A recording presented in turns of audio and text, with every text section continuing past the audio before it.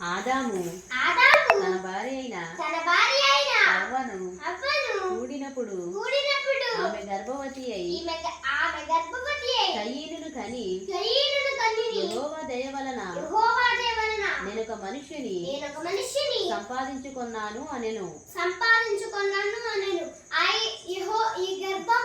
ఈ గర్భఫలము మరి హవ్వకు మరి దేవుడు అనుగ్రహించను కనుక ఆయన్ని స్తుతించి ఆరాధించి గణపరిచి హవ్వ మరి ఆయనకి కృతజ్ఞతాస్తుతులు చెల్లించెను.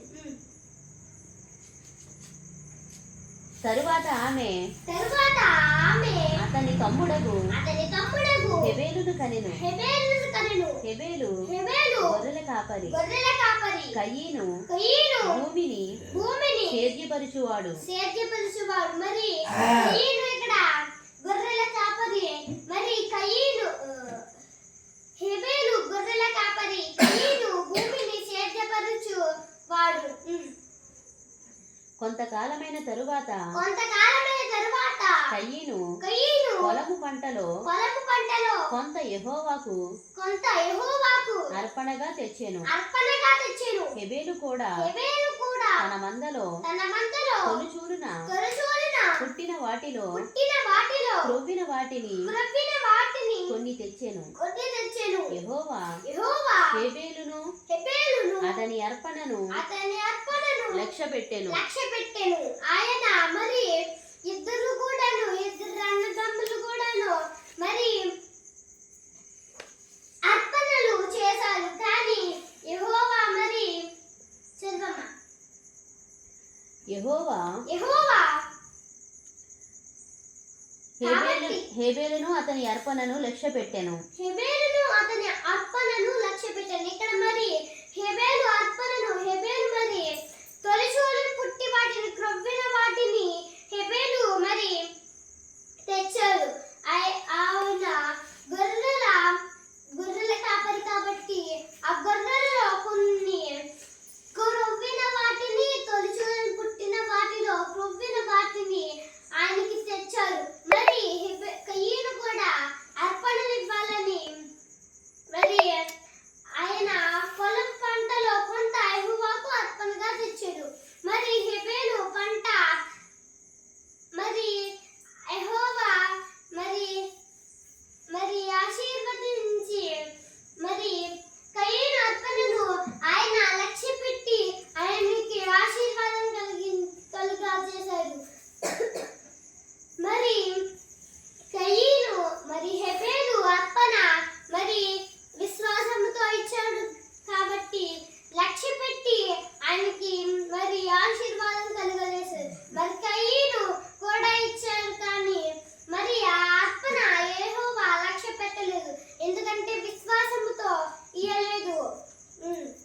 కయీను అతని అర్పణను ఆయన లక్ష్య పెట్టలేదు. కయీను అర్పణను మరి ఆయన లక్ష్య పెట్టలేదు. ఇక్కడ రాసి ఉంది.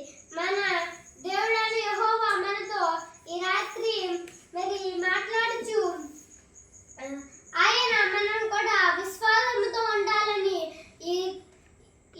మనము ఈ వచనం ద్వారా మనము తెలుసుకుంటకు యెహోవా మరి రాసి ఉంచారు.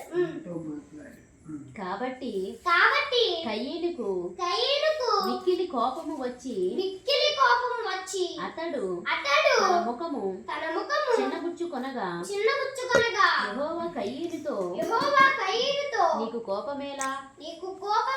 ముఖము చిన్నబుచ్చుకొని ఉన్నావేమి? నీవు సత్క్రియ చేసిన ఎడల తలనెత్తుకొనవా? సత్క్రియ చేయని ఎడల వాకిట పాపము కొంచియుండును. మరి ఆయన అర్పణను మరి కయీను అర్పణను అర్పించలేదు కాబట్టి ఆయనకి కోపం వచ్చింది. హెబెలు అర్పణ అర్పించారు కాబట్టి నా అర్పణ అర్పించలేదని స్వార్థము పుట్టి కోపము వచ్చింది. మరి కయీను మొహము చిన్నపుచ్చుకుని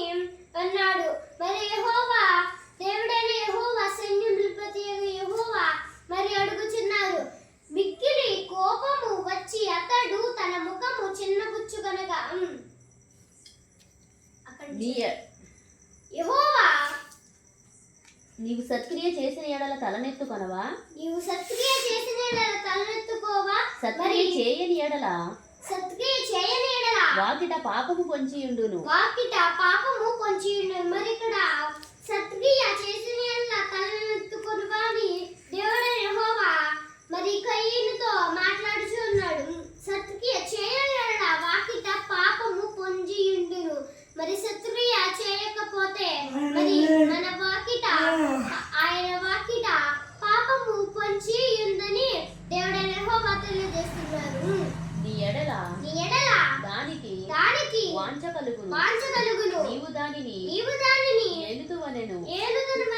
కయీను తన తమ్ముడైన హెబెలుతో మాటలాడెను. వారు పొలములో ఉన్నప్పుడు కయీను తన తమ్ముడైన హెబెలు మీద పడి అతనిని చంపెను. యెహోవా నీ తమ్ముడైన హెబెలు ఎక్కడున్నాడని కయీను అడుగగా అతడు నేనెరుగను, నా తమ్మునికి నేను కావలివాడనా నేను.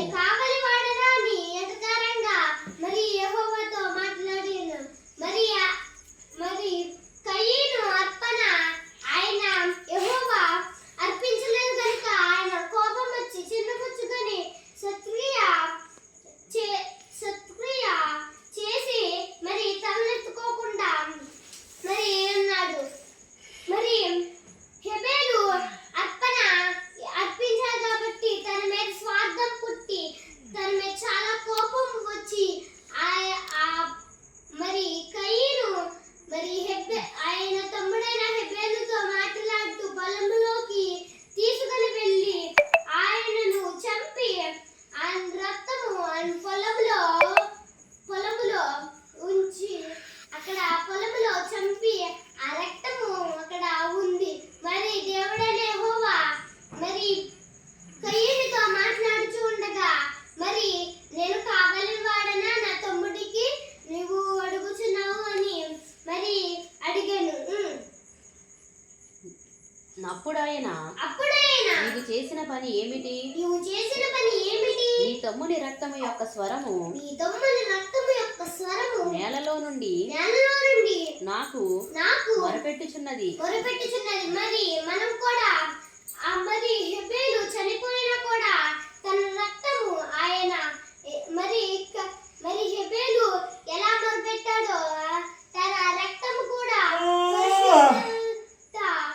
కలిగి యెహోవాకు మళ్ళీ చనిపోయినా కానీ మరి ఆయనకి కృతజ్ఞతాస్తుతులు చెల్లించుచు మొరపెట్టి ఆ రక్తము యెహోవాకు మొరపెట్టి కృతజ్ఞతాస్తుతులు చెల్లించింది. కావున నీ తమ్ముని రక్తమును నీ చేతిలో నుండి పుచ్చుకొనుటకు నోరు తెరచిన ఈ నేల మీద ఉండకుండా నీవు శపింపబడిన వాడవు.